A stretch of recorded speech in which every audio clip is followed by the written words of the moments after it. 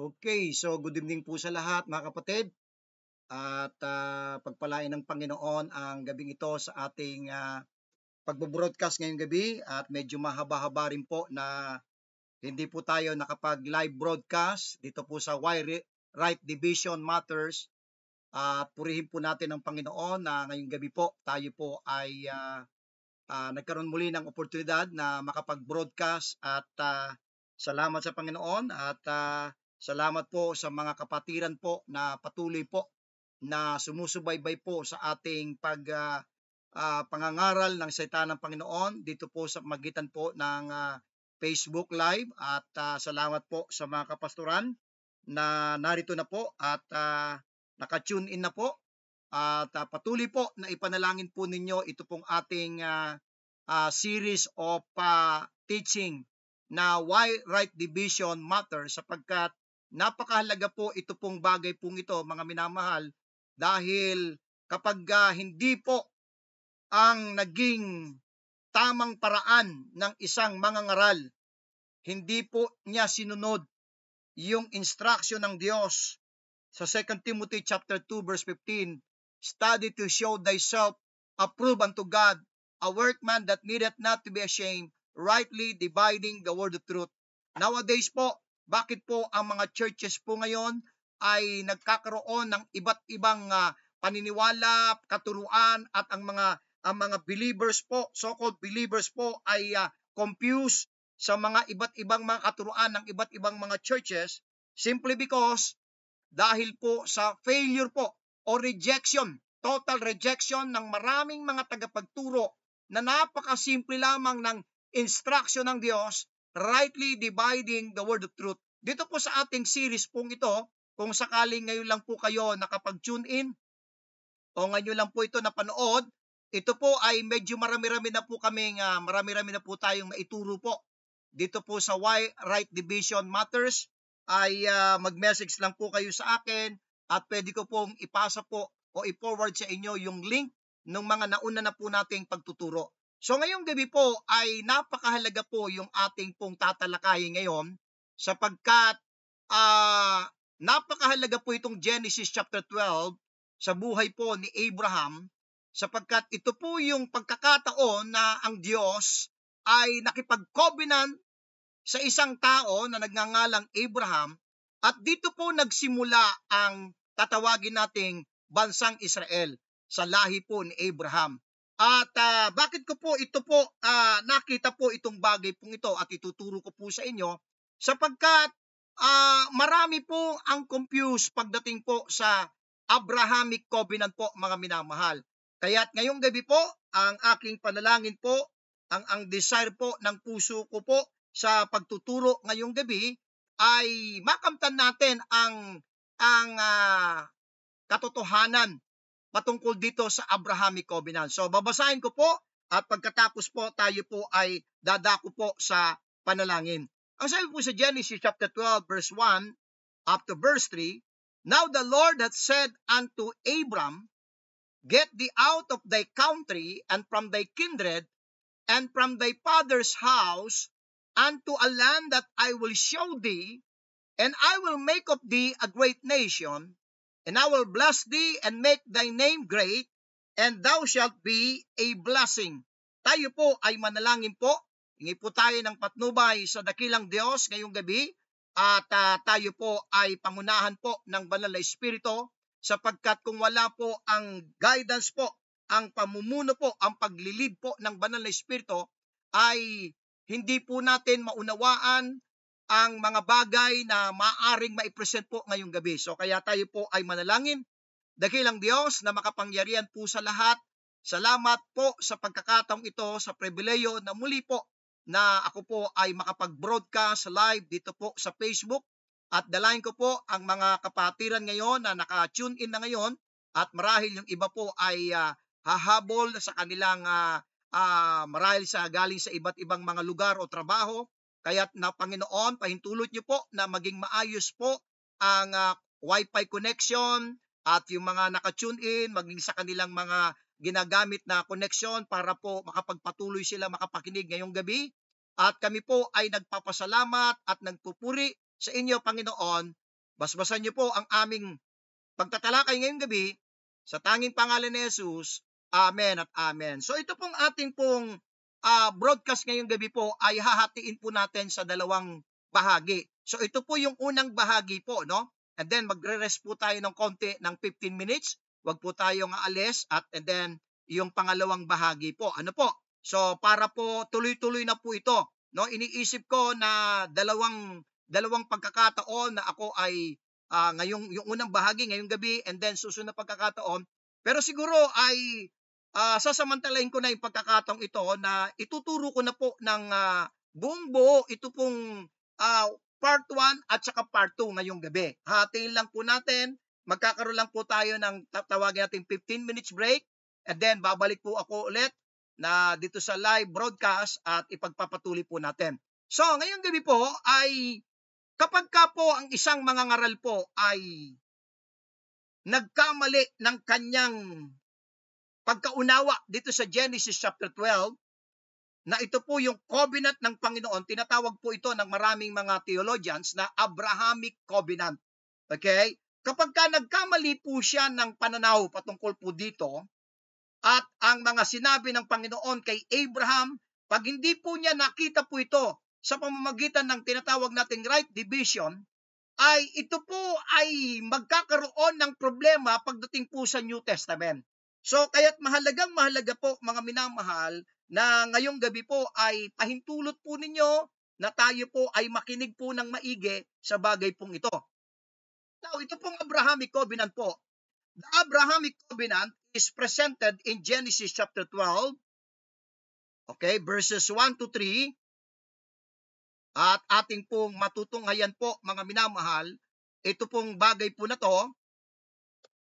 God promised Abraham and his seed three main things. Ang Panginoon ay nag-promise po kay Abraham ng tatlong bagay po rito. Their own land on this earth, they will be a great nation of people, and through them would come blessings on the whole earth. Ito po yung kabuang laman po, nakapaloob dito po sa tinatawag po nating Abrahamic covenant po, mga minamahal. Okay? Kaya notice, nais kong pasinin po natin po mga minamahal, notice where these promises are to be fulfilled on earth. Kaya hindi po itong Abrahamic covenant, hindi po ito sa heaven. Not in heaven. The promises God made to Abraham and his descendants are repeated throughout the Old Testament and are to be theirs forever on the earth. Ito pong mga pangako ng Diyos kay Abraham at sa kanyang descendants o sa kanyang seed ay ito po'y everlasting covenant ng Panginoon eh. Okay? Because Israel's promises are to be enjoyed on earth. Nais kong pansinin po nyo ito ha. Israel is considered God's earthly people. During Old Testament time, because of this covenant, ang Israel po, sila po yung God's earthly people during the time na nagaganap po yung kasaysayan ng Old Testament po, mga minamahal. So, ito po ay ang promise ng Panginoon kay Abraham. Let's look carefully at its promise God gave to Abraham and his descendants in the Abrahamic covenant. Unang-una po ay ang land, yung tungkol po sa lupa, no? Connected po sa Abrahamic covenant yung kanyang pangako po patungkol po sa land.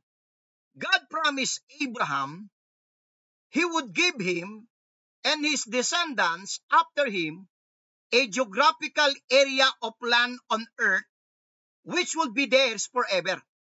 Pinangakuan ng Panginoon ang kanyang bayang Israel through Abraham na meron po siyang ipinangakong lupa po eh. Babasahin po natin yung mga references po na nakalagay na po, nakikita po natin, naka-plus po sa screen. At kung kayo po ay may mga Bible, maganda rin po, nasamahan niyo po kung buksan ninyo ang inyong mga Bible sa Genesis chapter 15. Isa-isahin po natin itong mga talatang ito na ang Abrahamic covenant ay unang-una po, nais kong pansinin po natin, ito po ay tumutukoy sa lupa, land. Genesis chapter 15, verse number 18. Genesis chapter 15 and verse number 18 po. Muli po ay kayo po ay niling ko po na samahan niyo po kung buksan ang ating mga Biblia sa Genesis 15 verse number 18 po.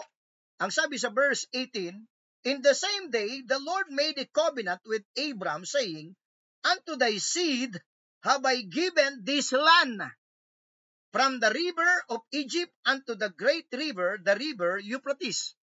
Basa pa po tayo ng talata, mga minamahal. Genesis chapter 17 verse 8. Dagdagan pa po natin ang mga talata sa banal na kasulatan na itong Abrahamic Covenant, unang-una po, ito po ay naka-specific po. It's about a land. Genesis chapter 17 verse number 8.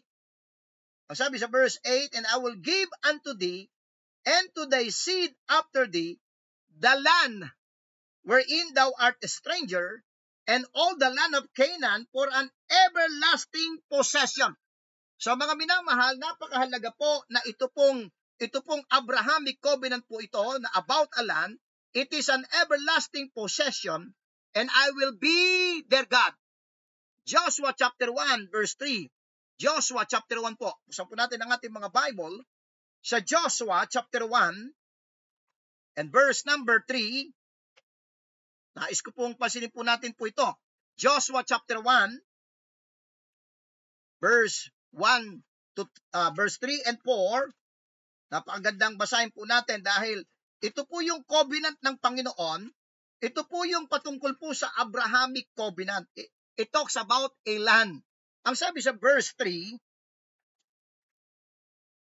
every place that the sole of your foot shall tread upon, sabi ng Panginoon kay Joshua, shall tread upon, that I have given unto you, as I said unto Moses, from the wilderness and this Lebanon, even unto the great river, the river Euphrates, all the land of the Hittites, and unto the great sea toward the going down of the sun, shall be your cost. There shall not any, ang sabi dyan sa verse, man be able to stand before thee all the days of thy life, as I was with Moses, so I will be with thee, I will not fail thee, nor forsake thee. So maliwanag na maliwanag po na ang unang-unang nais kong maunawaan natin dito sa Abrahamic Covenant na pangako ng Panginoon, ito po ay tungkol po sa land. There are approximately 170 references in the Bible to the land God promised Abraham and his descendants. In addition, the Bible records God's oath 55 times, confirming this land was given to Abraham and it was to be passed down through Isaac, Jacob, and his 12 sons, and it was to be the Jews' inheritance forever. Yan po yung mga references, mga kapatid, na ito pong patungkol sa land. Genesis 15:18, Genesis 17:8, Deuteronomy 1:8. Kung kayo ay nag-note na lang po, inote nyo na lang po itong mga references na to. Joshua 1:3 and 4, Jeremiah 16, verse 14 to 15, Ezekiel chapter 37, verse 14, Ezekiel 37:21, and Ezekiel 37, verse 25. So napakarami pong mga talata na nagpapatunay na itong Abrahamic Covenant, it talks about a land. Pangalawa po, ito po'y tumutukoy sa bansa, a nation. God promised Abraham that through his seed would come a great nation of people. Basa po tayo. Ito po yung pangalawa po na nakapaloob po sa Abrahamic Covenant. Genesis chapter 15 and verse number 5. Sabi po sa Genesis 15 verse number 5, it says in verse 5, and he brought him forth abroad and said, look now toward heaven, and tell the stars, if thou be able to number them. And he said unto him, so shall thy seed be. Basa pa po tayo ng talata, Genesis chapter 22, verse 17. Genesis 22, verse 17 po, mga minamahal. That in blessing I will bless thee. I'm reading Genesis 22:17 po. That in blessing I will bless thee, and in multiplying I will multiply the seed as the stars of the heaven, and as the sun which is upon the seashore, and thy seed shall possess the gate of his enemies. So, makikita po natin po, it talks about a nation. And then pangatlo, blessing on the whole earth. Ito po yung nakapaloob po sa Abrahamic Covenant. Okay?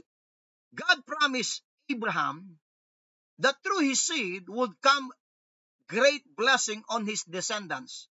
This included a kingdom that would last forever, with a king who would rule with justice and righteousness. Also, through the seed of Abraham would come a great blessing on the entire earth. Paano po naging blessing po itong Abrahamic Covenant sa lahat po ng tao sa buong mundo? We know today that this blessing was the Redeemer, Savior, and thus our Lord Jesus Christ, who paid the price for man's sin, the greatest blessing of all time. At alam naman natin na si Jesus Christ po ay galing po sa lahi po o sa seed po ni Abraham. So, and then pang-apat po, it talks about seed. Patungkol po ito sa lahi, sa kanyang binhi. Okay, seed, Israel, physical, earthly promises. So ito pong Abrahamic Covenant na po ito ang makakatanggap o mag-e-enjoy o para sa kanila ito po ay tumutukoy sa seed po na galing po kay Abraham. Muli, buksan po natin ang ating mga Bible sa Genesis chapter 12, verse number 7. Genesis chapter 12, verse number 7. Ang sabi po sa verse 7, and the Lord appeared unto Abram and said, unto thy seed will I give this land. So, specific po, may binabanggit po ang Panginoon, mga minamahal, na ito pong pangako ng Diyos kay Abraham, na tinatawag po natin the Abrahamic Covenant. Ang magbe-benefit po nito, ito po ay dadaloy itong pangako ng Panginoon kay Abraham sa kanyang seed. Ang sabi sa verse 7, and the Lord appeared unto Abraham and said, unto thy seed will I give this land, and there builded he an altar unto the Lord who appeared unto him. Basa pa po tayo, chapter 13, verse number 15. Chapter 13, verse number 15, verse 15, for all the land which thou seest, to thee will I give it, and to thy seed. So paulit-ulit po ang Bible po, tumutukoy po sa seed po ni Abraham. At mamaya po ating pong i-discuss ito sapagkat sino ba itong seed na to na paulit-ulit po, yan po yung mga talata. Genesis 12:7, Genesis 13:15, Genesis 15:18, Genesis 17:7 and verse 8, Genesis 26 verse 3, Genesis 26 verse 24, Genesis 28 verse 4, Genesis 35 verse 12, Genesis chapter 48 verse 4, Exodus chapter 33 verse 1, 1 Samuel chapter 20 verse 42, Jeremiah chapter 30 verse 10, and Acts 3:25, at napakarami pa pong talata na mababasa po tayo na ito pong Abrahamic Covenant ay ang magbe-benefit po nito ay ang kanyang seed. So, recap po natin yung Abrahamic Covenant. Ito po ay tumutukoy sa land, a great nation, blessing of the whole earth, and seed. So yan po yung nais kong tandaan po natin every time po na tayo po ay dumadako sa pag-aaral natin sa ating Bible reading o sa ating pagsusuri ng banal na kasulatan, na itong Abrahamic Covenant, ito po ay patungkol sa lupa, sa isang nation na ito'y magiging dakila at pagpapala on the whole earth at tungkol po sa seed. Now, how about the Gentiles? Okay? Tayo ba na mga Gentiles, ito po yung katanungan. Okay? Tayo bang mga Gentiles ay included ba rito? Are the Gentiles included in the literal physical promises of the Abrahamic Covenant? Tayo po ba na mga Gentiles? Okay, yung mga Gentiles po, kasama po ba, included ba dito sa literal physical promise of the Abrahamic Covenant? Basa po tayo sa Ephesians chapter 2. Maganda, ang isagot po natin ay ang banal na kasulatan, Ephesians chapter 2 verse 11 and 12. Wherefore remember that ye being in time past Gentiles in the flesh, So ang kausap ni Pablo ay ang kanyang address ay para sa mga Gentiles. Sabi niya, wherefore remember that ye being in time past, nung unang panahon, okay, Gentiles in the flesh, who are called uncircumcision by that which is called the circumcision in the flesh made by hands, that at the time, sino po? Ito pong mga Gentiles, that at the time ye were without Christ. I want you to note this, yung susunod po, being aliens from the commonwealth of Israel and strangers. Strangers po ang mga Gentiles in time past po, from the covenants of promise, having no hope and without God in the world. So are the Gentiles included in the literal physical promises of the Abrahamic covenant? Ang sagot po sa Ephesians 2:11 and 12, hindi po. Kasi po, ang mga Gentiles in time past, strangers from the covenants of promise. So, wala pong bahagi po ang mga hintil dito po sa Abrahamic covenant. Now, alam ko, wag po muna po tayong mag-react. Okay? Hindi pa po tapos yung ating presentation. Ano? Actually, pinopost ko pa lang po ito sa mga group, may mga nagre-react, hindi pa nga na-i-discuss Okay? Pahintulutan po ninyong matapos ko po itong presentation ito. At ulitin ko yung katanungan, are the Gentiles, tayo ba na mga Gentiles ay kasama ba dyan sa literal physical promises of the Abrahamic covenant? Base po dito sa Ephesians 2:11 and 12, in time past, ang mga Gentiles po ay strangers from the covenants of promise, having no hope and without God in the world. Now, ito po ang naging problema. Bakit maraming nagkiklaim ng Abrahamic covenant na ito po ay para din po sa atin ng mga Kristiyano? Ito po yung mga talata na babasahin ko po dahil po hindi po natin sinusunod yung rightly dividing the word of truth. Nakabasa tayo ng mga talata na iniisip natin na tama nga naman. Pag binasa natin po itong mga talata pong ito, ibig sabihin, bahagi po tayo sa Abrahamic covenant. Now, babasahin ko po. Galatians chapter 3 verse 29. Sabi po sa Galatians 3:29, and if ye be Christ, then are ye Abraham's seed and heirs according to the promise. Because of this verse, dahil dito sa mga talatang ito, marami pong nagpalagay na dahil po kay Kristo, tayo po ay naging Abraham's seed. Siyempre, of course, kasama tayo doon sa Abrahamic covenant na ipinangako ng Panginoon kay Abraham at sa kanyang seed dahil kasama tayo. Majority po ng mga prosperity gospel, ito po yung mga talata na kanilang kiniklaim bilang patunay na yung pangako ng Diyos na prosperity doon sa Abrahamic covenant ay kanila pong ina-apply because dahil dito sa mga talatang ito. Verse 14, that the blessing of Abraham might come on the Gentiles. So sasabihin sa inyo ng mga replacement theology. Alam po yung replacement theology. Marami pong mga naniniwala po sa replacement theology. Anong ibig sabihin ng replacement theology po? Baka hindi po kayo aware. Ang replacement theology po, yung mga promises ng Panginoon, specific na ibinigay niya para sa mga Hudyo, dahil ni-reject ng Israel po ang kanilang Messiah. So therefore, yung specific na promises ng Panginoon sa nation Israel ay na-transfer daw sa church. At ito ngayon ay lahat ng mga promises ng Panginoon sa Old Testament na ito po'y ibinigay ng Panginoon sa Israel. Since wala ng Israel, ito ngayon ay nalipat. Napunta na sa church o the body of Christ. Mali po. Mamaya po, patutunayin po natin. Babasahin ko muna yung mga talata na ito po yung naging dahilan kung bakit nagkaroon po ng confusion. Verse 14, that the blessing of Abraham might come on the Gentiles through Jesus Christ, that we might receive the promise of the Spirit through faith.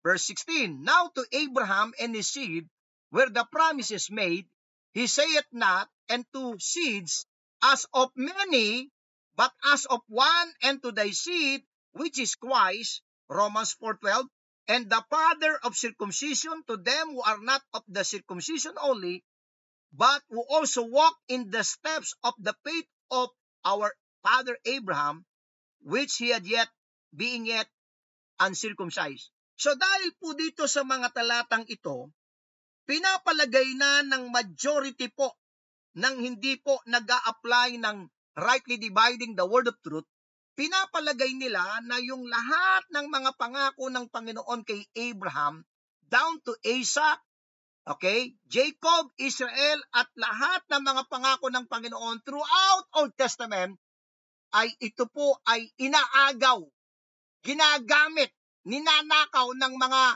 so-called denominational preachers ngayon at ina-apply yung mga pangako na yon sa church. So, ngayong gabi po, dahil dito sa mga talatang ito, at mamaya po, bibigyan po natin ng liwanag itong mga talatang ito. Ano po? Dahil po dito, marami pong mga prosperity gospel, at hindi lamang po mga prosperity gospel ang nalito po dyan, dahil po dyan, ito po yung isa sa mga preacher na kilalang kilala po. Ang title po ng kanyang mensahe, The Blessings of Abraham Are Yours. Ang liwanag po, yan ang title po ng kanyang mensahe.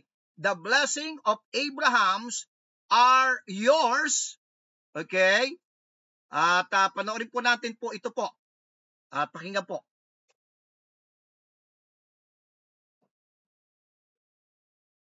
Now Abraham's blessings, let's do Abraham's blessings for a while. In Romans 4, it says, for the promise that Abraham would be the heir of the world was not to Abraham or to his seed through the law, but through the righteousness of faith. Now, what is the promise that God gave Abraham? That he would be the heir of the world. Now, if God's going to fulfill that promise in your life to be the heir of the world, at least you'll be the heir of South Africa. If God's going to fulfill the promise to make you the heir of the world, He's got to make you healthy. It's kind of hard to be an heir of the world flat on your back.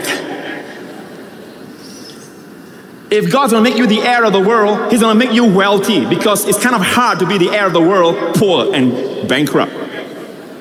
So within this all-encompassing promise of being the heir of the world is health, wealth, protection.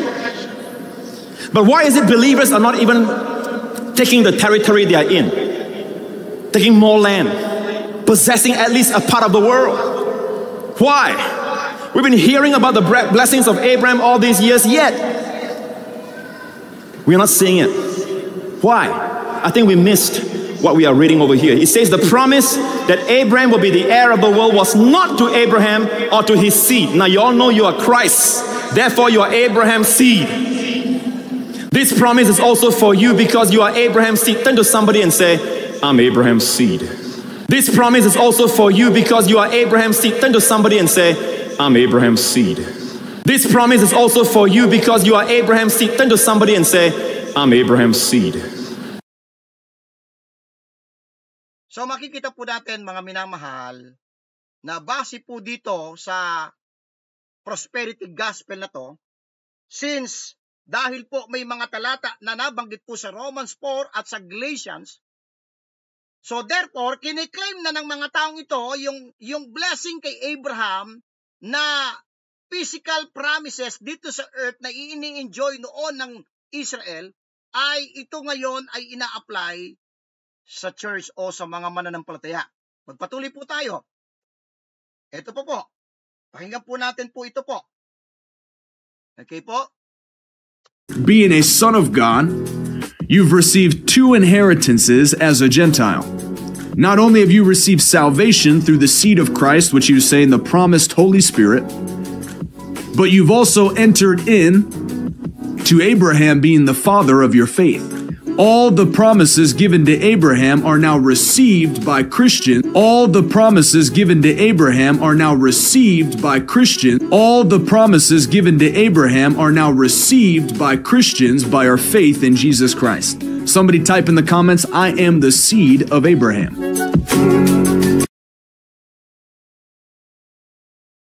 nais ko pong pansinin po natin mga minamahal, ito pong bagay po na to, na dahil po rito po, sabi niya, all the blessings of Abraham ay ipupulfill niya sa church o sa Kristiyano. Okay? Dito po, ang dami pong nagkamali mga minamahal. Okay? Meron pa po, pakinggan pa po natin po ito. Abraham the blessed. Even up to now, the lots of people, especially in Arab countries where they claim physical ties with Abraham, all right? They still recognize Abraham the blessed. They say he's the blessed. And yet the Bible says that the blessing of Abraham might come on the Gentiles through Christ Jesus, that we might receive the promise of the Spirit through faith. And that has happened. Praise God. Hallelujah! Glory to God! Woo! It has already happened. It has already happened. So the blessing of Abraham has come on me. Woo! Glory to God. So now I am the blessed. Like they called him the blessed, Abraham the blessed. I am the blessed. You see that? You are so blessed. Do you recognize it now? All right. So you're going to speak as the blessed one. So makikita po natin mga minamahal na talagang paulit-ulit po merong talagang confusion na nagaganap, and even some denominations na yung Abrahamic covenant na marami pong nakapaloob doon na talakay natin kanina, na ito po'y kiniklaim ng mga ibang mga denominational, no? Mga denominations. Kaya magpatuloy pa po tayo. Meron pa pong isa pang another video po na ating pong ipi-play po dito. Okay, pakinggan po natin, panoorin po natin at pakinggan po ito. We welcome all of you. We're here for you. We're so glad you're tuned in. And we're starting a series today on how to claim the benefits, the blessings of Abraham. How to claim the blessings of Abraham. A lot belongs to you. You need to know what belongs to you. So I want you to know this is going to be a very important series in your life. Give them a good amen. We're talking about how to claim the blessings of Abraham. Did you know if you will turn to the first page of the New Testament, if the $50 would do me no good because I had no memory of it. And all the blessings of Abraham will do you no good until you see them and know they belong to you. And all the blessings of Abraham will do you no good until you see them and know they belong to you. And all the blessings of Abraham will do you no good until you see them and know they belong to you. And all the blessings of Abraham will do you no good until you see them and know they belong to you. So maliwanag na maliwanag po mga minamahal na talagang ang dami pong nagkamali po eh. Okay? Tingnan po natin po sa papaanong paraan tayo po na mga mananampalataya, part ng body of Christ, ano po, tayo po ba ay kasama dyan sa Abrahamic covenant na yan dahil po dito po sa mga talatang nabanggit po ni Apostol Pablo? Dahil po ba dito sa mga talatang ito ay tayo po ba na part ng body of Christ ay bahagi ba tayo ng Abrahamic covenant? Babasahin ko po at later po sa pangalawang bahagi po, no? Meron po tayong break mamaya pagkatapos po nito, no? So dalawang bahagi po itong ating presentation. Okay, babasahin ko po. And if ye be Christ, then are ye Abraham's seed and heirs according to the promises. A promise. So kaya dahil dyan sa verse na yan, Abraham's seed din kami dahil kay Kristo. Kaya marami po ang nagkiklaim ng mga promises na ipinangako ng Panginoon kay Abraham, kay Isaac, kay Jacob at sa nation Israel. Ang sabi sa verse 14, that the blessing of Abraham might come on the Gentiles. So, sasabihin nila, yung blessing ng kay Abraham, pumunta rin sa mga hintil. Okay, sabi sa verse 16, now to Abraham and his seed were the promises made, he saith not, and to seeds, as of many, but as of one, and to thy seed, which is Christ. So makikita po natin mga minamahal, so ngayong gabi, bibigyan po natin ng liwanag na bagamat tayo po, sabi po ng Bible, tayo din po ay naging Abraham seed through Christ, pero ano po ba yung pwede nating i-claim, okay, na tayo po na mga mananampalataya ni Kristo? Now, Genesis chapter 17, muli po, hinihiling ko na samahan niyo po akong buksan ang ating mga Bible po rito. May seed po eh. Ang seed po ang pinaka bottom line na magbe-benefit po nitong Abrahamic covenant. Ang sabi sa Genesis chapter 17, verse number 7. Genesis 17 verse 7 po, mga minamahal. Okay? And I will establish my covenant. So ito pong covenant ng Panginoon kay Abraham ay dito po nagkaroon ng sabihin natin, ito na po yung nagkaroon ng finality. From Genesis chapter 12 ay chapter 17 ay nagkaroon ng finality itong covenant na to sa pamamagitan ng Abrahamic covenant through circumcision po. Pero nais kong basahin yung verse 7. Ang sabi sa verse 7, and I will establish my covenant between me and thee and thy seed. So ito pong Abrahamic covenant, ang magbe-benefit po nito, ang makakakuha ng mga pangako ng Panginoon kay Abraham ay ito po'y dadaloy sa kanyang seed. Tama po. At pagkatapos, makakausap mo yung ibang mga denomination, i-claim nila, Abraham seed din kami. Now watch po, tingnan po natin po ito. Ang seed po ni Abraham ay dadaloy po kay Isaac. Genesis chapter 17. Genesis chapter 17 verse 19 po. Kasi po, hindi po ba si Abraham ay meron pong anak bago po kay Isaac. Okay? Through Hagar. Ano po? At pero saang seed po dadaloy itong Abrahamic covenant na to? Basahin po natin. Genesis 17:19. Let's turn the Bible in Genesis chapter 17 and verse number 19. Ang sabi sa verse 19, and God said, Sarah thy wife shall bear thee a son indeed, and thou shalt call his name Isaac, and I will establish my covenant with him for an everlasting covenant, and with his seed after him. So maliwanag na itong Abrahamic covenant, ibibigay ng Panginoon, ibibless ng Panginoon si Abraham at dadaloy sa kanyang seed. Sino yung seed? Si Isaac po. Okay? And then through Isaac, dadaloy po itong pangako ng Diyos sa mga Israel. Let's turn to Exodus chapter 32. Exodus chapter 32, muli po, samahan niyo po kung buksan ang ating mga Bible po sa Exodus chapter 32 and verse number 13. Exodus chapter 32 verse number 13 po.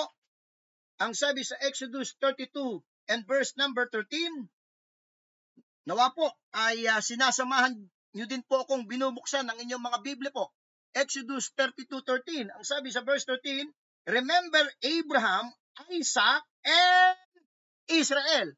So maliwanag na maliwanag, itong Abrahamic covenant ay sa kanyang seed through Isaac, through nation Israel. Sabi, remember Abraham, Isaac, and Israel, thy servants, to whom thou swearest by thine own self, and saidst unto them, I will multiply your seed as the stars of heaven, and all this land that I have spoken of will I give unto your seed, and they shall inherit it forever. So maliwanag na ito pong Abrahamic covenant, ulitin ko po, dadaloy po kay Abraham sa kanyang seed, which is Isaac, at saka ang Israel. Ano po itong mga pangako na ito? Ito po ay physical, earthly promises po. Yan po yung mga talata po, no? Ang promise po ng Panginoon, okay, dito sa Abrahamic covenant, through Isaac, through nation Israel, ito po ay purely earthly promises po. Babasa po tayo. Kaya kapag kinlaim po natin po ito, kaya't maraming prosperity gospel na gustong-gusto po ito itong Abrahamic covenant dahil purely po ito po ay earthly. earthly blessing, earthly possessions, material possession dito po sa earth. Ito po ay physical and earthly promises. Basa po tayo, Genesis chapter 13. At inihiling ko po, muli po ay samahan niyo po kung sa inyo din pong kinalalagyan dyan ay buksan din natin ang ating mga Bible. Genesis chapter 13 and verse number 15 po. Ang sabi sa verse 15, "For all the land which thou seest, to thee will I give it, and to thy seed forever." Basa pa po tayo. Chapter 15, verse number 18. Chapter 15, verse number 18. "In the same day, the Lord made a covenant with Abraham, saying, Unto thy seed have I given this land." Okay? For the sake of time, buksan po natin sa Exodus chapter 33, verse 1. Okay? Kung kayo na lang po ay nagno-note, ay inote na lang po ninyo yung mga references na yan. Napakarami po, no? Actually, kulang pa po yung mga references na yan na nakikita nyo sa naka-plus po dyan sa screen po, no? Kulang po yan. Napakarami po na earthly blessings, prosperity, material blessings na ito po'y nakapaloob sa Abrahamic covenant, dadaloy po kay Abraham sa kanyang seed through Isaac at Israel. Exodus chapter 33, verse number 1.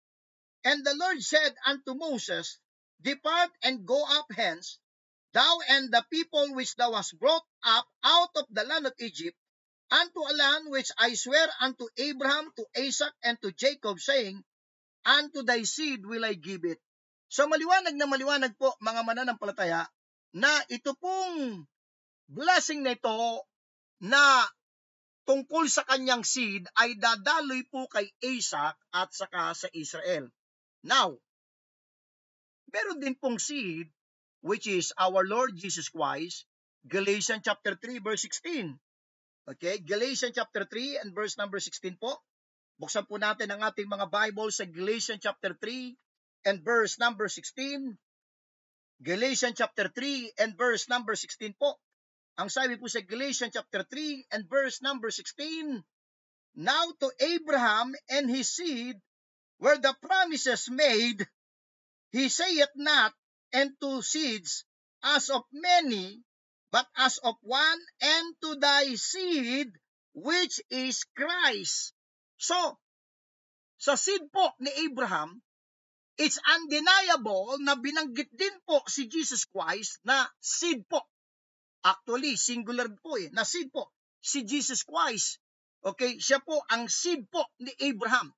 Sa kabilang side, ang seed po ni Abraham na tumutukoy sa earthly promises ay si Isaac, si Jacob, and the nation Israel. Saan po tayo diyan nakadaloy?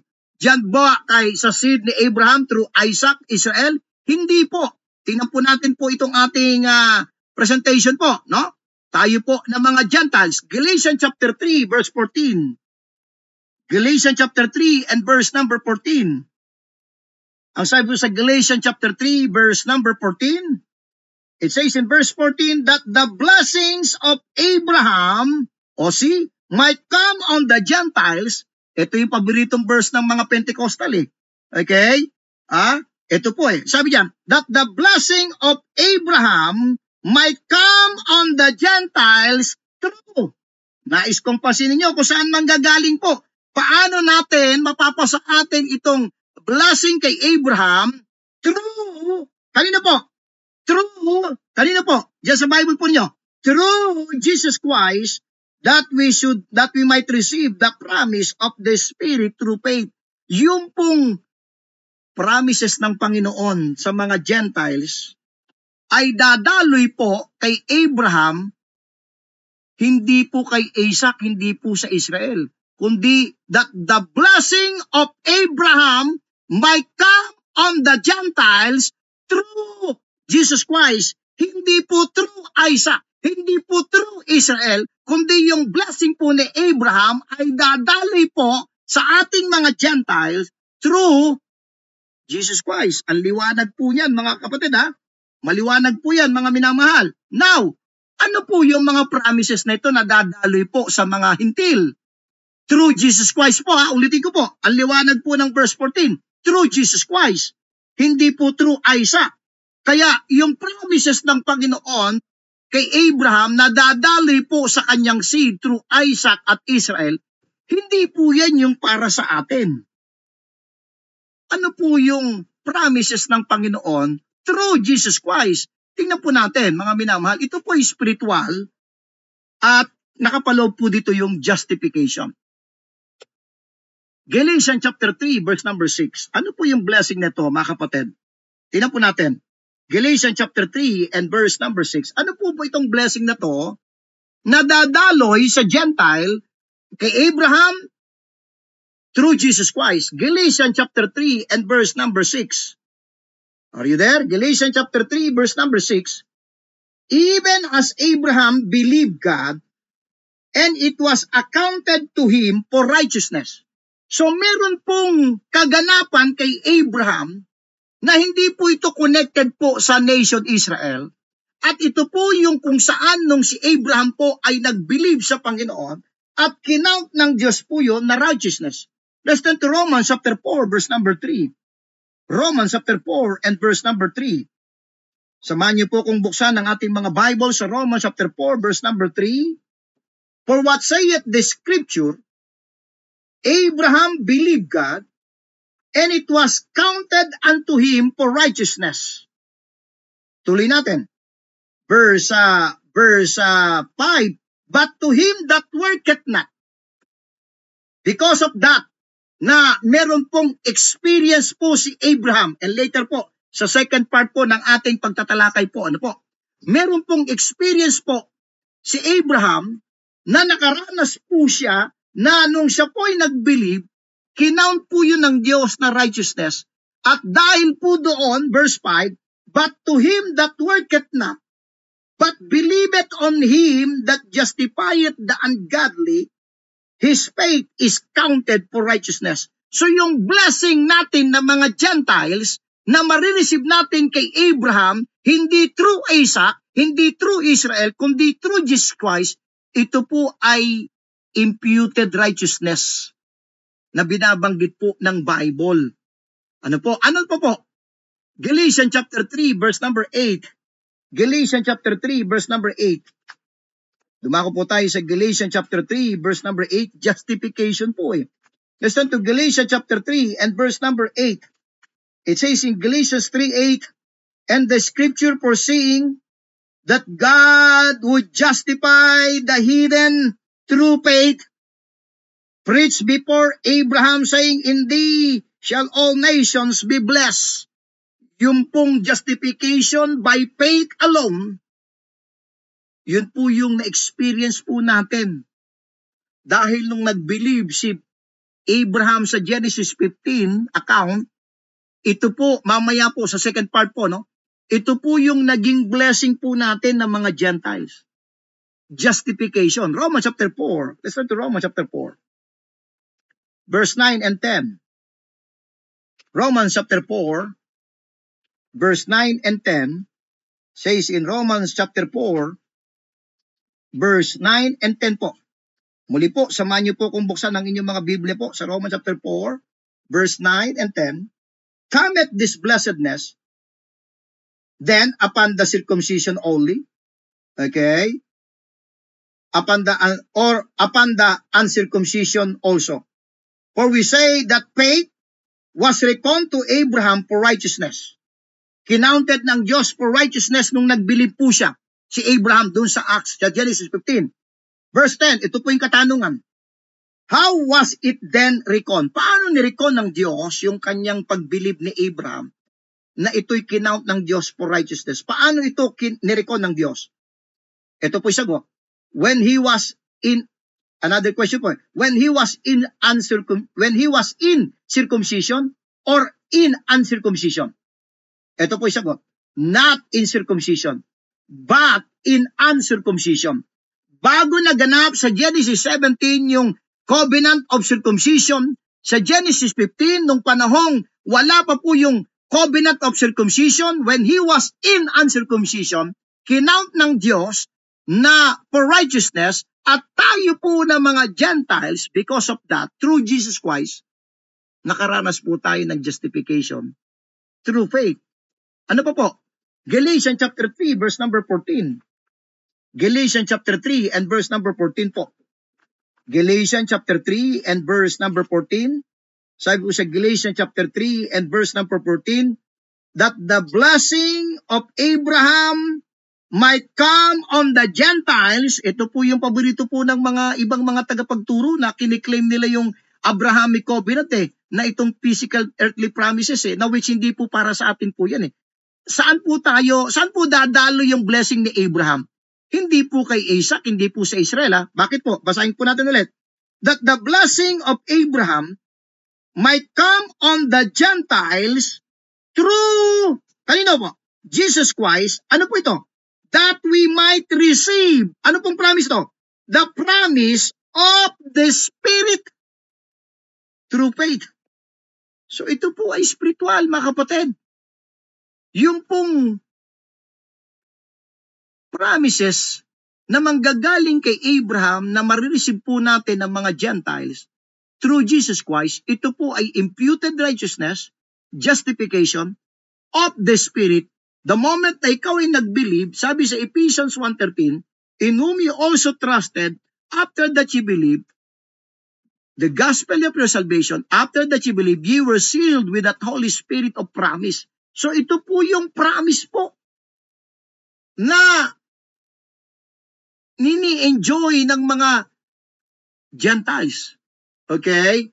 Hindi po through Isaac through Jesus Christ. So mga minamahal, maliwanag na maliwanag po mga kapatid na ito pong promise ng Panginoon kay Abraham na dadaloy po sa atin po ng mga Gentiles, hindi po through Isaac, Israel, through Jesus Christ. Ano po ito? Ito po ay mga spiritual promises. Ito po ay imputed righteousness, justification by faith, and of the Spirit. I hope yung unang bahagi po nitong Abrahamic covenant po ay atin po sana pong nakita po ito pong mga bagay po na to. So pansamantala, magkakaroon lang po tayo ng 15 minutes break and then yung ikalawang bahagi po. So